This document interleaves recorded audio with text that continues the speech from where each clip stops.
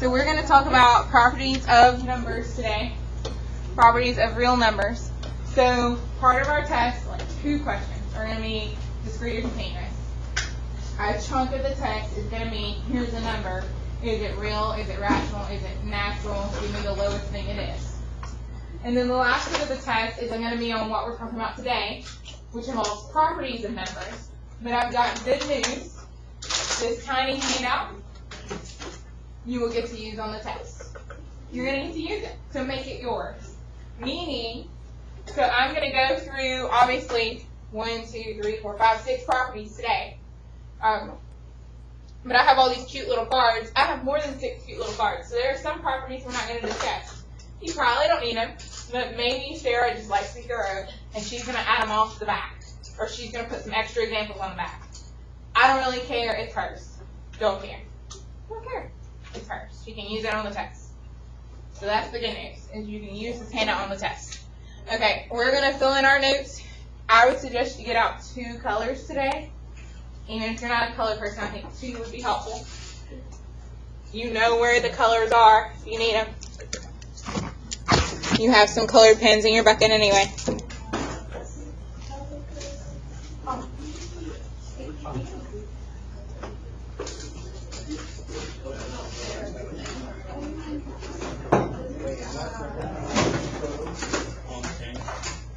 Okay, let's see. I probably need to make a copy of that.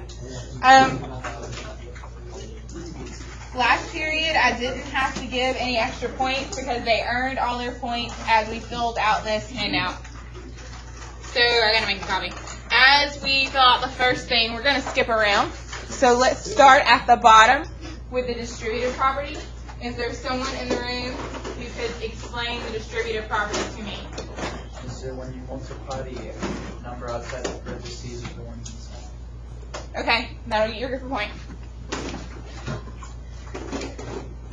So if I write distributive property with letters, I'm going to put X and then Y plus Z. And when you distribute, what do you actually do? You multiply. So I'm actually going to do X times Y and then plus X times Z. Now, the reason we have 2 colors is, let's be honest, letters are great and they stand in for numbers, but life makes more sense when we apply it to numbers. So let's do like 3 and 2 plus 4. Well, 3 times 6 is 18. If we had distributed, we would have had 3 times 2 plus 3 times 4. I get we're making life difficult. 6 plus 12, hey, that's also 18.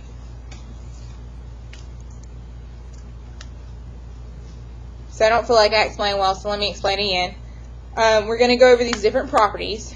Then I'm going to give you a worksheet to practice, and you just have to identify what property was used in the problem.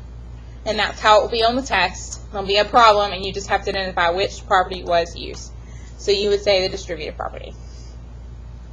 What is different about the distributive property than any other property on this handout? Yes, Sarah? And that's how you're going to get the point. Notice that the line is not drawn down. So distributive property is special. All the other properties, we have a specific case for addition, and we have a specific case for multiplication. Distributive property involves addition, and it also involves multiplication. So that's why it's not in a specific box. Okay, and then before I forget, because I don't want to break Sarah's heart, on the worksheet, if she says closure property, in order to get all her points, she's going to have to be specific. She's going to have to say closure property of addition or closure property of multiplication. She's going to have to be specific of which, was it addition or was it multiplication, in order to get all her points. And then last period was so funny. If you want to abbreviate properties, that's fine. There's a specific property that if you abbreviate it, it could potentially be a bad word. Don't do it that way, or your group will lose a point. I'm going to need you to add the OC, because otherwise I just can't. Okay. Let's skip around and go to the identity property. So the identity property with addition, we're needing, if we have some number and then we add something to it, how can we still end up with that number? Who said it? Yes, you can have your point, 5. Okay, so p plus 0 is p, good grief. And if we apply that to numbers, what's your favorite number? Low. 7. 7 plus 0, well, that's still 7 as well. So what we say is that with addition, 0 is the identity. Does anyone know the identity with multiplication? 5 gets the point again. P times 1 is P. So we say with multiplication that 1 is the identity because 7 times 1 is 7. That was very good.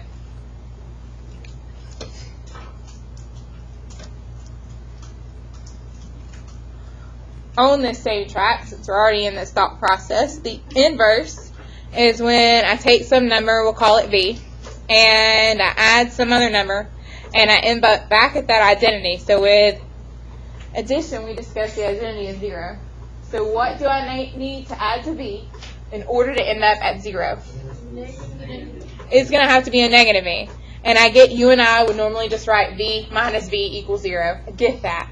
But again, the top column says we're doing addition property. So we got to put that plus sign. So that's why we're being those special people today. Yes, dear? Wouldn't it be either the negative V or the positive V, depending on what the Yes. So if, and then she's asking a smart question. And that's what we'll use as our example. What if V was negative 7? Well, then the opposite of negative 7 would be positive 7. So negative 7 plus 7 is 0. Good, Sarah. You can have a point.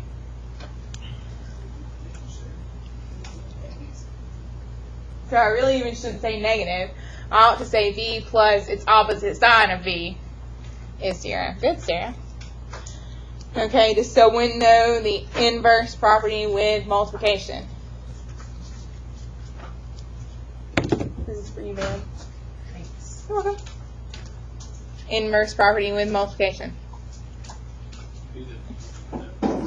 I'm needing to get to 1. So V times what? Does V times V get me to... Okay, so, but I gotta multiply. So I'm actually doing V times, or V times 1 over V. So everyone's on the right track. So, and he's on the right track. He's like, you just divide by V. And really that's what we're doing. But again, the column says we gotta do multiplication. So we gotta have the multiplication sign. Okay, Sarah, you were helpful on the last question. Favorite low number? Favorite low number? Low. 3. So 3 times 1/3 really is 1. Is an example we can use.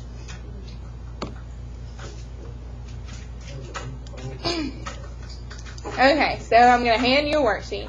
And if you see a lot of zeros, you know it's either going to be the identity or the inverse with addition. And if you see a lot of 1s going on, it's either going to be the identity or the inverse with multiplication. Are there any questions about those properties so far? Then let's go to commutative, which is where A plus B equals B plus A. That seems really silly because surely you know like 3 plus 5, of course that's equal to 5 plus 3. Like 8 is 8 regardless. But math people are ridiculous and we name everything.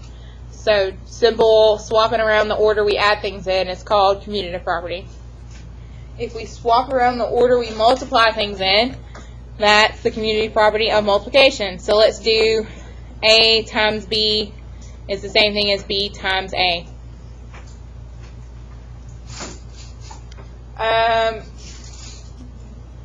Brittany, favorite low number? 8. 8. So, give me another number. 3. 8 times 3 is 24. 3 times 8, hey, that's still 24. This is completely unrelated, and only because I'm a math nerd, but it will get you 3 points. there is a topic you discussed in algebra 2 trig or pre-cal about a specific kind of thing where this is not true, and the order mattered for multiplication. The order mattered for multiplication. Do you know what it is? Yes, table 1. Negatives? Nope. There's a specific topic. You talked about this. You talked about this. know it is. No. Wait, say it again. There's a specific topic you talked about in algebra 2 with trig or pre-cal. And with this specific kind of thing, the order mattered when you multiplied. You had to go in a specific order, or else it wouldn't work. Cadmus, PEMDAS. I'm sorry, my bad. No, it's good. Foil. Oh. It's a topic you talked about. Like, it's not vectors, but like vectors is an example, but that's not what I'm talking about. I know what you said. And 3 points to table 1.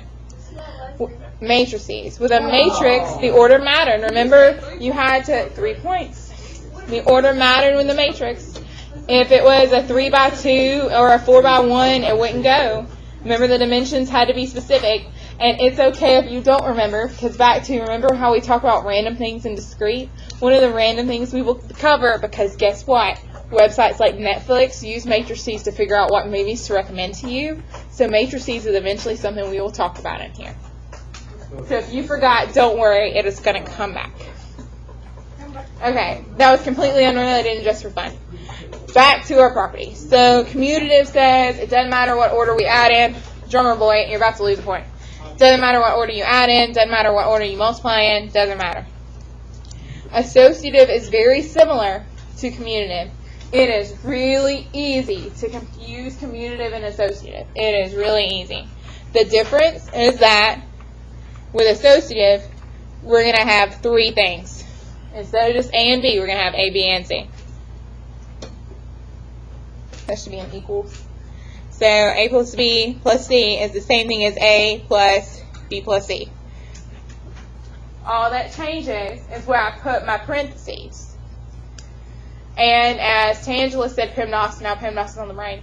As PEMDAS has pointed out, when we see parentheses, we do the parentheses first. So if this was 3 plus 5 plus 2, you would say, well, that's 8 plus 2, which is 10. But if the parentheses were drawn differently, you would say, well, I'm supposed to add 5 plus 2 first. Well, that's 7. But 7 plus 3 is also 10. So the big difference between associative and commutative is the number of terms. Associative has 3 terms. Commutative has 2 terms. Okay, and then the exact same thing is going to happen with multiplication. A times B times C is the same thing as A times B times C. There's no reason why my second A is really large other than I shouldn't write in pen. So I like my numbers, they're small, I'm going to keep them. 3 times 5 times 2. Well, you would say, Miss Compton, that's 15 times 2, so that's 30. But with the parentheses drawn differently, you would say 3 times 5 times 2. You would do 5 times 2, which is 10. Well, hey, 10 times 3, also 30. So no matter what, we're getting 30. Any questions on commutative or associative? The top one, the one we saved for last, is the most overlooked one of all, and it's probably the silliest one of all just because it makes common sense. If we said x plus y equals z, and then x times y equals z, you're like, that's common. You're not really said anything. You just said add 2 things, get a thing. Well, all closure says is if you add 2 real numbers, the number you get out is a real number. So x plus y equals z, where x, y, and z are, and then I'm going to do that fancy r that we learned about, because I don't have enough room to write out real numbers. So where I'm going to add it on both ends, where x, y, and z are real numbers. And that seems silly because you already knew it. But it works on a lower level. You and I have been talking a lot about like natural numbers. if I add two natural numbers, like 8 and 7, I get out 15. Hey, that's another natural number. If I add two natural numbers, I don't get out an integer. I don't get out a fraction. I don't get out a decimal. I get a nice, pretty natural number.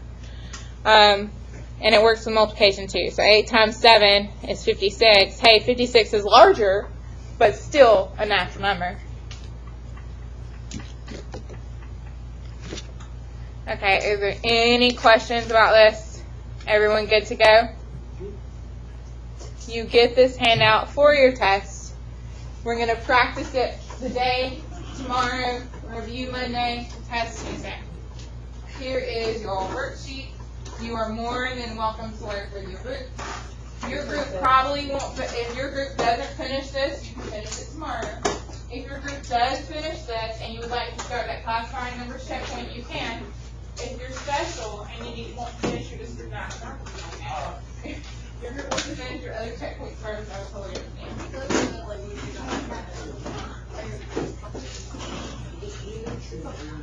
I don't know. That's what happens the day after you're gone, but isn't that the worst?